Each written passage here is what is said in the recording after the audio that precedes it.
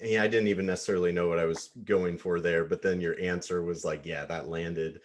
Um, so powerful because, in a sense, and I think it's helpful. Something I always like to try to remind myself is, I think a lot of times we like to zoom in, zoom in, zoom in, and there's a lot of reductionism in medical practice and whatnot. Just zoom in and like, well, block this, and then something doesn't happen. But it's like I think zooming out before we zoom in can be, equally powerful or sometimes more powerful. And I love what you just said because I totally agree with that. Where I would definitely say, you know, like for example 1920s, that was like Great Depression era, right? And there was a lot of scarcity, like times were hard. um and so uh, I think what I'm trying to get at, I think we are now in this beautiful phase of human existence that has never happened or existed before, where like we have the opportunity to evolve in a big way. And we have the opportunity. Zach Bush talks a lot about being co-creators with Mother Nature, right? That return to symbiosis that I'm talking about, and kind of entering maybe a little esoteric, but kind of that fifth dimension of unconditional love, where like we can enter that. In some ways it's never been a more perfect time, because I think a lot of people feel like 2020 has just been this chaotic year, and it feels like the whole world's on fire, and parts of it actually are. And um, but then, I like to believe that we are kind of on that precipice of that next big awakening, that next big evolution, because we have the luxury in a sense to do the work, or because we're not in that fight or flight constantly. We live in a world of abundance, mostly, and at times things are scarce. And so I'm not saying scarcity mindset is, there's a difference between, resources are actually scarce, it's time to be afraid, it's time to go into fight or flight mode, versus that conditioning of scarcity mindset of, no, there's actually abundance all around us, but we're choosing to believe there's scarcity, which causes us that fear, that fight or flight, and then causes us to do all sorts of silly things that are probably not the definition of unconditional love. So I like to think we as a collective have this grand opportunity to come together to create a world more beautiful than any of us could have ever imagined, right? hmm I couldn't agree more. And again, I'm happy you are offering this because I also want to affirm, confirm, whatever the word would be here, that, you know, understanding that there are still things happening, right? That there are fires and very real, problematic systems in place.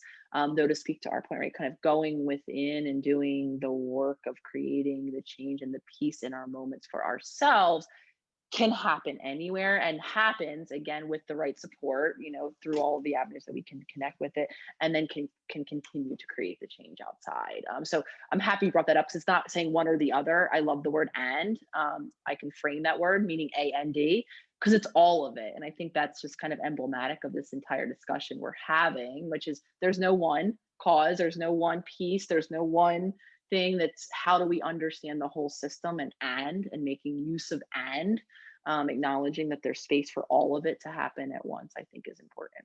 Absolutely. And so I can't help but ask, because I'm curious. I saw you did a lot of research for this book, and you were, digging into a lot of research. And so I can't help but be curious, what were some of the major things that you were, polling research on, and what were maybe some interesting findings that are going to be things that readers will learn about in your book? A lot of, so because I talk about the body, and the body's role and different levels, different states of dysregulation. You'll read a lot in the book around the nervous system and polyvagal theory, Mm. and I was very familiar with that. That informed my work kind of holistically for some time now, but really breaking that down and framing all of the concepts of healing and all of our stuck points around those different nervous system dysregulation states that we're stuck in, I think is going to be incredibly helpful. Our nervous system is determines a lot of our daily reactions, oftentimes outside of our awareness. So there are conscious tools and ways that we can learn and help us to kind of find that resiliency or that flexibility in our nervous system for those of us that are stuck, that I think will be really helpful.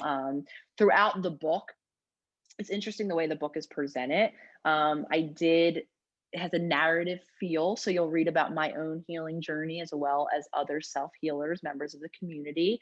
We all have a narrative seeking brain, so I think storytelling and kind of understanding how these concepts fit in terms of actual people's lived experiences is really helpful.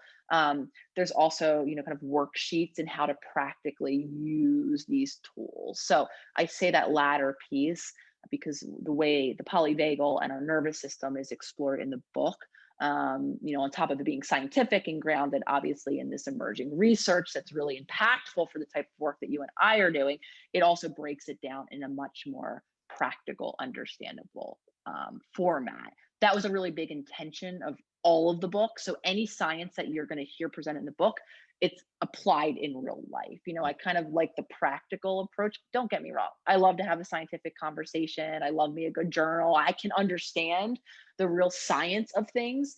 I also know that collectively, a lot of us can get confused and lost and miss the point. And there's been a lot of pivotal works that I've read in my own scientific journey, that have informed my work, that when you talk about giving them to the person who wants to read about nervous system work, it doesn't translate Yeah. for the practical, I think is what I'm trying to say. So I say all that to say I made it an effort to talk scientifically, to ground holistic healing in the new emerging data and research that we have, and to do so in a way that allows it to feel approachable. So for the listeners out there who don't wear the scientific hat or get confused and overwhelmed by it, knowing that they can feel like they can approach some of this, what I feel is very foundationally important topics, specifically around the nervous system, in a much more applicable